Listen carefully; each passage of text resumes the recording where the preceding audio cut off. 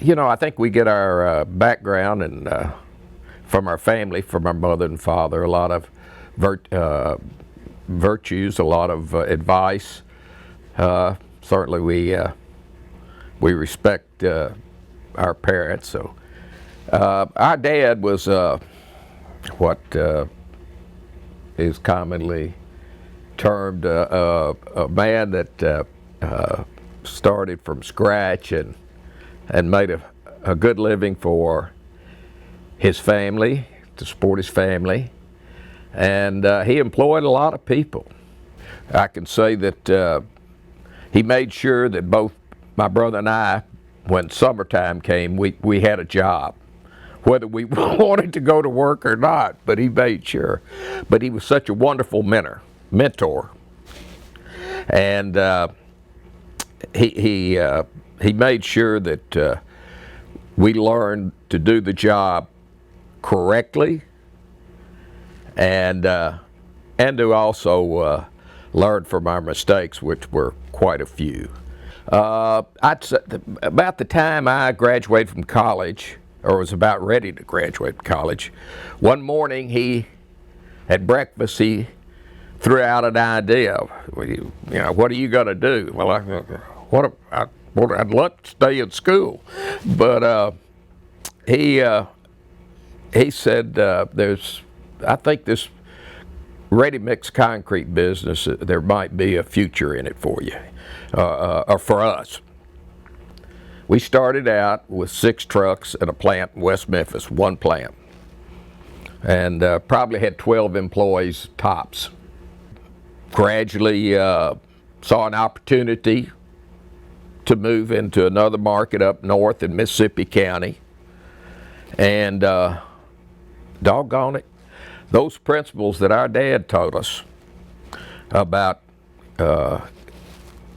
business, about quality, give the public or give the contractor what he asked for.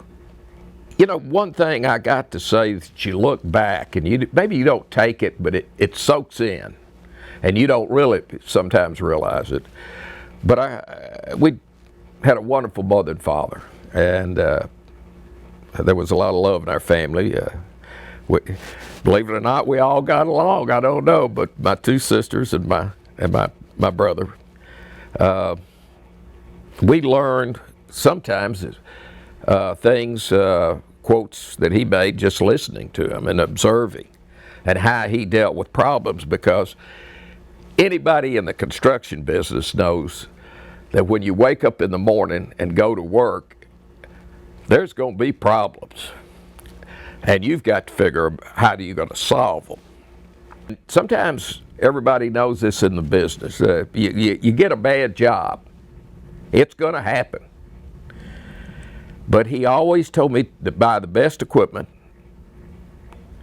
He said, let me tell you something. He said, you get a bad job if you don't have good equipment and you don't take care of that good equipment. You've got problems. Good maintenance and good equipment will get you out of a bad job.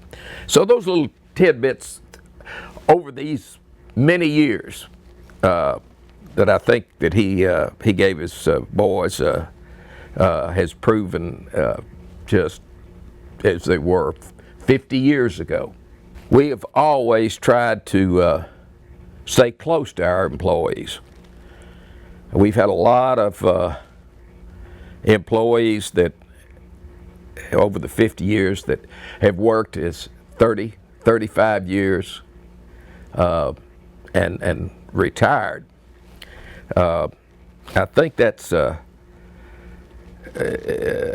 testimony to our managers and the organization. We've always felt like we were a team. We were always worked together. And if they could help each other, they don't need me to tell them to it. The people make it.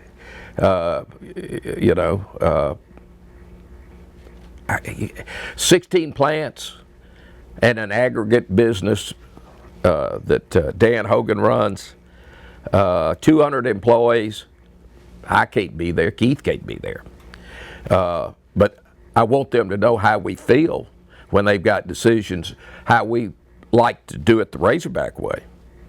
And it's something that not I'm talking about myself, my people are proud of it. Our people, the people out there, the dispatchers, the mechanics, the drivers, all of them take pride in it. And that's what makes you really, really feel good about your company.